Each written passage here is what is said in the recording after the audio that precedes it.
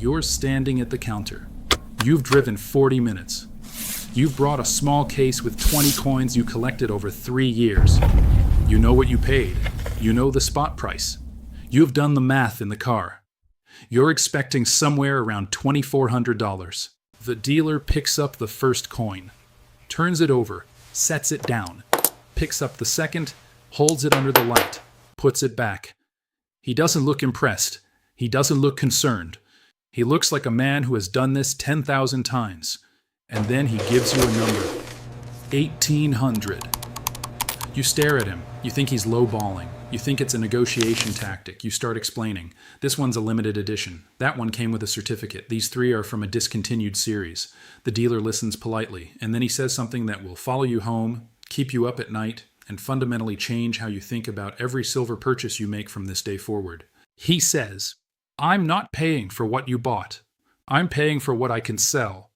And what I can sell is 20 coins at melt, minus the 3 with fingerprints, minus the 2 from a mint nobody walks in asking for, minus the spread I need to make this worth my time." $600 gone. Not because the silver market moved against you, not because you bought at the wrong time, not because the dealer is dishonest. Gone because of a rule that governs every transaction in the physical precious metals market that nobody explains to you when you're buying, and that most people only discover exactly where you're standing right now, at the counter, staring at a number that doesn't match the story you told yourself. Today I'm going to teach you that rule, and then I'm going to rewind through every decision that led to that $600 gap and show you exactly where each dollar disappeared, so that by the time this video ends, you have a system that prevents it from ever happening again. Johnny AG here. This might be the most money this channel ever saves you. Disclaimer. This is education, not investment advice. I will never tell you to buy or sell. Always do your own research and consult qualified professionals. The hidden rule. The physical silver market operates on a single principle that most buyers never internalize until it's too late. The market does not pay for what you think you have. The market pays for what it can resell with confidence, quickly, and with minimal risk. 3 words: confidence, speed, risk. Every dollar of premium you pay above melt value at the time of purchase is a bet that confidence, speed, and risk will be in your favor at the time of sale. If they are, you recover the premium and possibly more. If they're not, the premium evaporates. And the gap between what you paid and what you receive is not a market loss, it's an information loss. You didn't lose money because silver went down. You lost money because you didn't understand how the exit works. This is the hidden rule. You buy at the ask, you sell at the bid. And the bid is determined by 3 things: verifiable condition, real liquidity, and trust. If any one of those 3 is compromised at the point of sale, the bid drops. Not because the dealer is cheating you, because the dealer is pricing the risk that you just handed them. Let me say that differently, because it needs to land. The dealer isn't your enemy. The dealer is a mirror. They reflect back to you every mistake you made between the moment you bought the coin and the moment you placed it on their counter. If the reflection is ugly, the mistake was yours. The dealer is just honest enough to show it to you. Now let me rewind, because that $600 gap didn't appear at the counter. It was built, one decision at a time, over 3 years. And there are exactly 3 places where the money disappeared. Mistake 1, confusing rarity with liquidity. This is where the story starts for most collectors. You're browsing, you see a coin from a limited mintage, 5,000 pieces worldwide, beautiful design, numbered certificate. The listing price is $38 per ounce when spot is $28. You're paying a $10 premium, but you tell yourself the premium is justified because it's rare. Limited production, collectible value. And you're right about the rarity. 5,000 pieces is genuinely limited. The mistake isn't that you overpaid for a rare coin. The mistake is that you assumed rarity equals demand at exit. And those are 2 completely different things. Rarity means there aren't many of them. Demand means someone is actively looking for one. For rarity to translate into premium at sale, you need a buyer who specifically wants that coin from that mint in that condition at the time you happen to be selling. If that buyer exists, congratulations. Your rare coin sells at or above what you paid. If that buyer doesn't exist on the day you need to sell, the dealer looks at your rare coin and sees one thing: silver content. Because the dealer's business model is built on turnover. They buy at a price that lets them sell quickly and profitably. And they can sell generic bullion in hours. Your limited edition coin from a niche mint, That might sit in their case for months waiting for the right buyer. That wait time is risk, and the dealer prices that risk into the bid by paying you closer to melt. The math is cruel. You paid $38. The dealer offers you $29 because the $10 premium you paid at purchase was a bet on future demand from a specific collector audience. And at the moment of sale, that audience wasn't standing in the shop. The fix is not to never buy rare coins. The fix is to understand that when you buy Rarity, you're buying two things: the metal and the exit channel. If you have access to collector marketplaces, online auction platforms, or a community of buyers who specifically seek that product, the Rarity premium can be recovered or exceeded. But if your only exit channel is a local dealer who moves generic product, you're paying a premium at entry that you cannot recover at exit. And that's not an investment, that's a donation. Before you buy anything with a significant premium, ask yourself one question: who buys this back? Not who might buy it, not who should want it, who specifically is in the market for this item today. If you can't name the channel, you can't justify the premium. Mistake 2: buying condition and destroying condition without realizing it. This is the invisible mistake, the one that happens in your storage cabinet while you sleep, and it connects directly to what I covered in my storage video, which I'll link in the comments. You buy a coin graded brilliant uncirculated. You pay a $2 premium over a circulated version of the same coin because the surface is pristine. Mint luster intact, no bag marks, no scratches, no toning. You've paid for condition. And condition in the physical market is money. Then you take it home. You take it out of the packaging to look at it. You hold it in your bare fingers. You put it in a plastic flip that might contain PVC. You store it in a drawer with other coins that shift when you open and close the drawer. You keep the drawer in a room where temperature fluctuates between seasons. 3 years later, you bring it to the dealer. The dealer picks it up, holds it under the light, and sees things you can't see with the naked eye. Hairlines from microfriction against other coins. A fingerprint ghost on the obverse where your thumb pressed 3 years ago. A faint milky haze from either PVC exposure or moisture condensation. The edge has 2 small nicks from rattling against its neighbor in the drawer. The coin is still silver. It's still the same weight. It still looks fine to you. But to a dealer who grades condition for a living, it's no longer brilliant uncirculated. It's average circulated at best. And the $2 condition premium you paid at purchase evaporated, not because of the market, because of your drawer. Multiply that by 20 coins and you start to see where the $600 went. The fix is treating condition as an asset with a maintenance cost, just like any other asset. A house loses value if you don't maintain it. A car loses value if you don't service it. Silver loses premium value if you don't protect the condition you paid for. Capsules for individual coins, tubes for bulk, PVC-free storage materials, sealed containers with silica gel for moisture control, handle by the edges, nitrile gloves for proof coins, never latex because latex off-gasses sulfur, which tarnishes silver. This costs maybe $30 for a basic setup. The premium preservation it provides across a 20-coin collection over 3 years is worth 10 to 20 times that amount. It's the highest return investment in the entire precious metal space, and almost nobody makes it. Mistake 3, paying for story and trying to sell as metal. This is the deepest and most psychologically painful mistake, because it's the one where your identity as a collector collides with the reality of the market. You bought a coin because of its story. The design commemorates a historical event.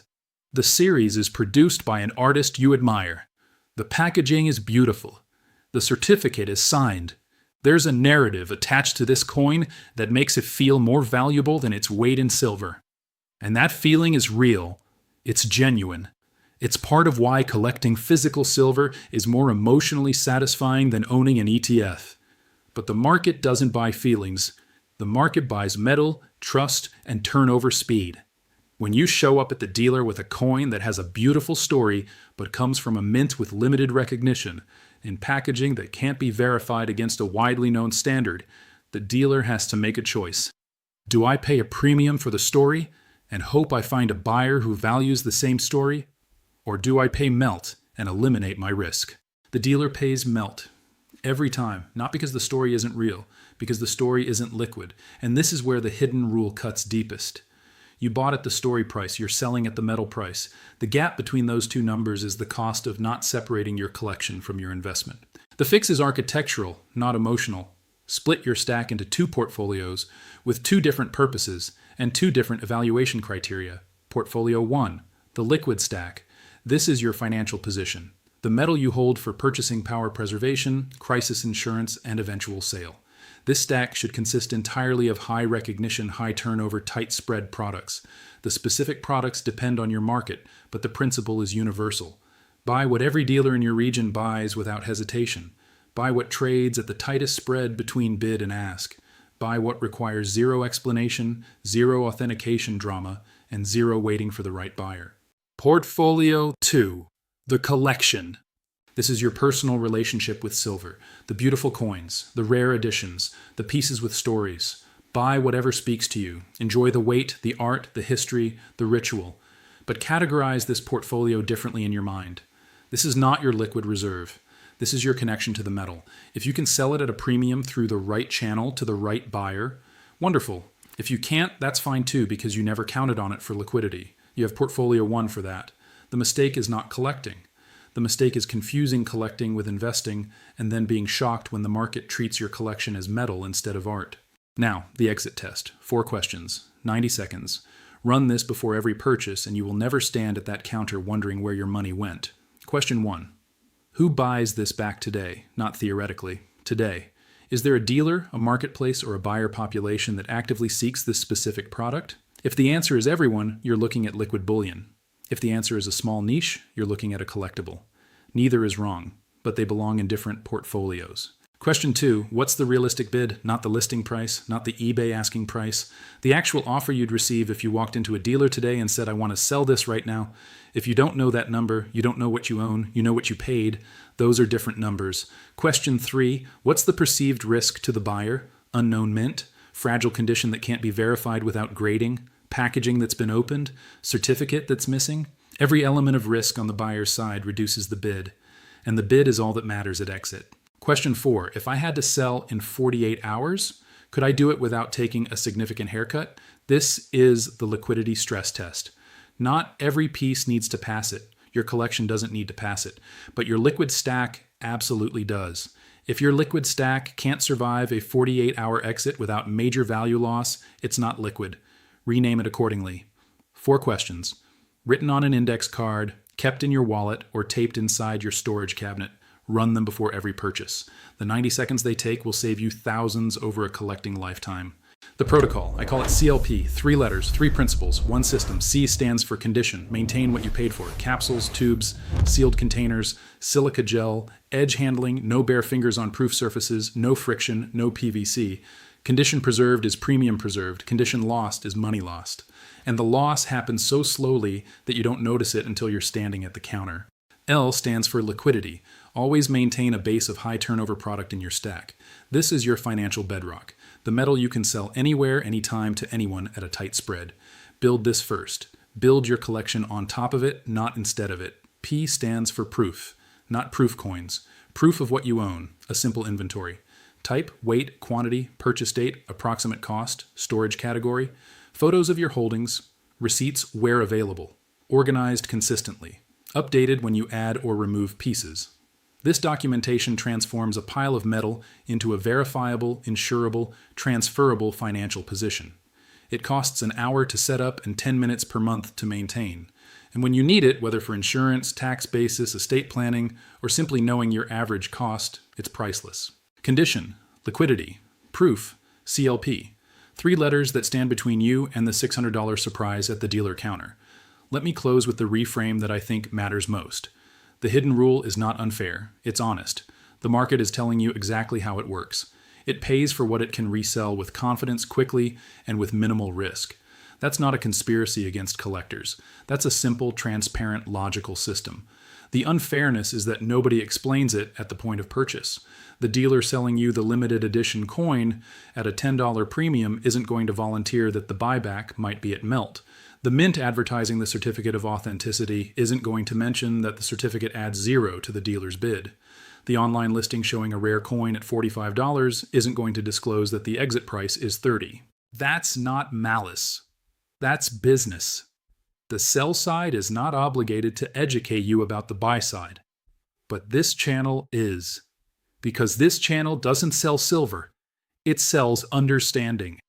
And understanding applied consistently across a collecting lifetime is worth more than any single coin, any single premium, and any single transaction.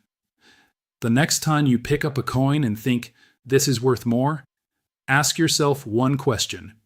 Worth more to whom? If the answer is to me, enjoy it. You're a collector, and that coin is serving its purpose. If the answer is to the market, run the exit test. Because the market's definition of worth and yours are not the same thing. And the $600 between those two definitions is yours to keep or yours to lose. The hidden rule doesn't change. Now tell me in the comments, are you a collector, a stacker, or mixed? And what do you buy most? Eagles, rounds, bars, junk, or collectibles? Drop your answer and I'll reply with the simplest adjustment for your situation so you don't pay the hidden rule tax the hard way. I read every comment, and this is a conversation that benefits everyone in the community. If this video saves you even one bad premium decision, hit the like button. That's the trade. 20 minutes of your time for potentially thousands of dollars preserved across your collecting lifetime. Subscribe and hit the bell. This is the kind of ground-level, money-saving content that separates a channel that helps you from a channel that entertains you. Johnny AG from the Exposure Index. Thanks for watching.